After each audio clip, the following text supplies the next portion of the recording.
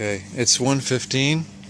We do have continuing encroachment of clouds, but it's not too bad. And I did peel the drapes back a little on those mirrors to get some more heat on the mash because the temperature went to 149 and I kind of wanted to bring that back up. So it's 1:15. It's been almost 2.5 hours of brew day spent so far. And the grain is pretty lofty now. It's absorbed water and become less dense, and it floats around a little bit better in the mix.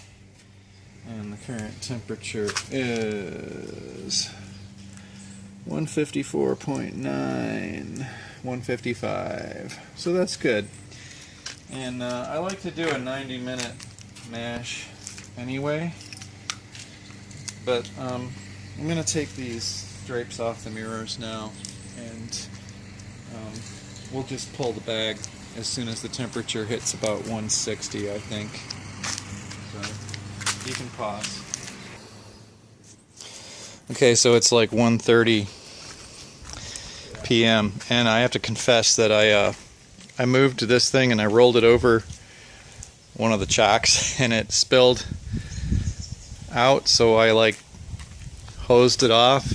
You can see the residue on my brew bag. It spilled some of the wort out, and I want to pull this brew bag out of here now. So Henry, if you can take over and just kind of look over my shoulder. I have a pan and a big colander, very large colander, and a pan that fits pretty well. I'm just going to pull this bag out of here, and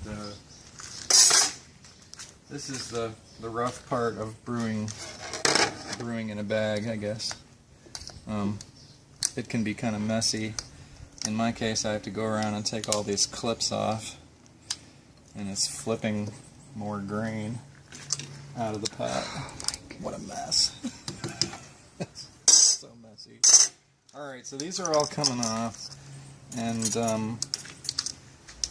after I put the grain bag in the colander, I'm going to be pouring some water through it to rinse the sugars out of this grain. This is also known in the home brewing world as sparging. Anyway, it's kind of heavy, and I'm going to lose a little bit of my wort when I do this, but it's not too bad. It all figures in. I can hoist it up, let it drain a little bit, and then over it goes, because I get tired of holding it. So we probably lost a couple tablespoons there, but that's going to drain. It's going to drain into the colander, into the pot rather, below the colander. And I'm going to put some water through here from a specially modified milk jug cap with a hole in it.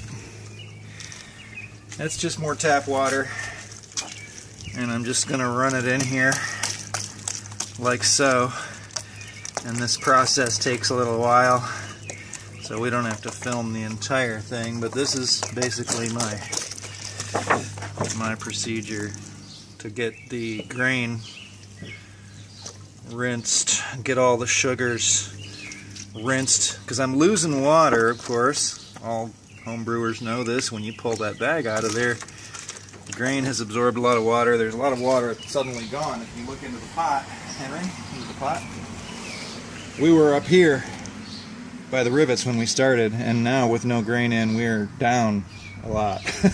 So we're going to put that back. Pause till I go get my wok. Okay, so this is kind of also something I can put the colander in. Just a steel wok. I use it more for this than I do for frying foods. But that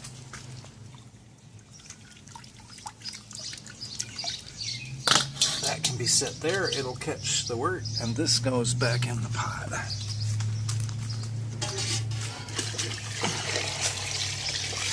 So we have not fully recovered our volume if you look at where the water level is. But we're going to keep rinsing. I'm going to put a gallon of water through the drain and we'll be pretty close to where we were when we started.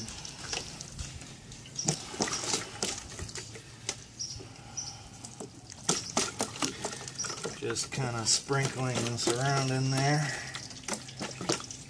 This is the amazing high-tech sparging process.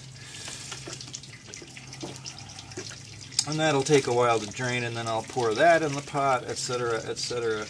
And I'll take us back to where we get our fluid level kind of back toward the original level, which was 6 gallons, almost to those rivets. We're not to the rivets yet, but meanwhile the wort is heating full throttle, and it's actually even starting to move a little bit on the sides where the heat is hitting. That's not a boil, but you can see the heat rising through there. Can you see that? I don't know. Anyway, let's pause for a while. Okay, it is 1:50 p.m. We're 3 hours into the brew day. I finished the sparging, and I just want to get a temperature check to mark the end of the mash. This has got no grain in it now. This has got it's up to the rivets. In fact, it's slightly higher, so some of that can boil off during the boil. But anyway, we're just going to give that a stir and get a baseline temperature here. It is 165.9 degrees Fahrenheit, and so now we're in the period where we want to bring this to a boil. And let's point at the sky. We do have a few clouds, panorama, but it's not too bad. I think we can get this thing boiling in maybe